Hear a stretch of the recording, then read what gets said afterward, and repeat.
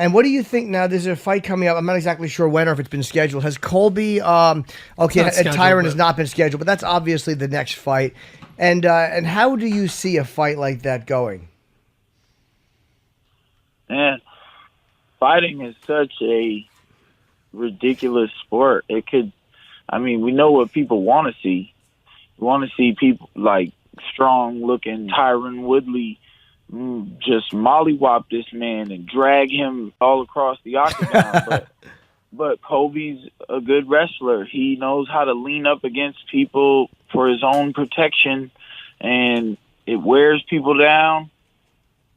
Tyron's supposed to be the best wrestler in the division, but he's gotten more into an MMA winning thing. He there's a way to win in an MMA fight, and depending on what style you're fighting against, there's a strategy, and I'm sure his team and him will come up with a good one. They know what Colby wants to do. He wants to lay and pray. Tyron can do anything, anywhere. He can.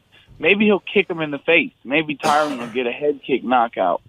You know what I mean? So I hope it's not too boring. I hope Colby's not able to lay on him and keep him at bay where he can't really get nothing off. I want him to rip elbows in his face.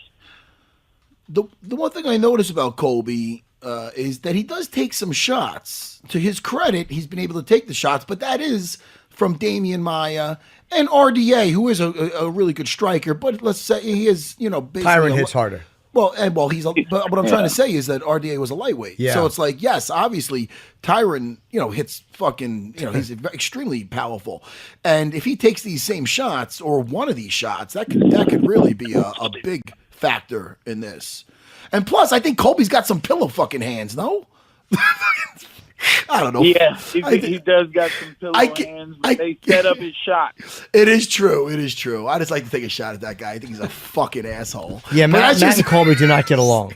I like Mike Perry, though. I like most guys. Hey, whatever. that's what's up, Matt. Whatever. Hey, I headbutt the shit out of Colby a couple of times. What's that? That's what I would do. Yeah. I would headbutt Colby. Oh, man. Well, I'll be rooting for you, man. He made some remarks about your, I guess your ex-girlfriend at the time after the fight. Was that all part of it for you, or did you think that went above and beyond what should be done?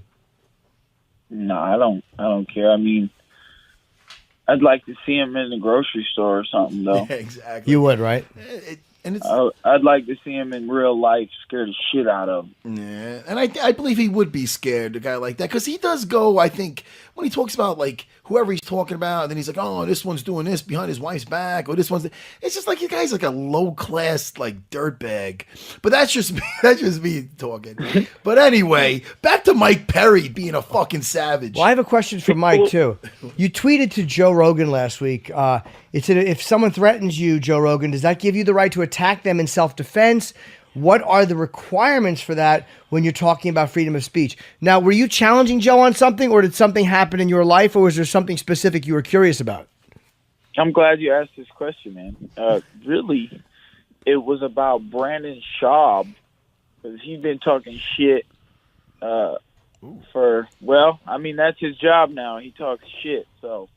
But he said something negative about me a while back, and once you do that, I don't forget about it. So. What did he say? Was it about your fighting or about you as a person? Yeah, it was about my fighting, I think.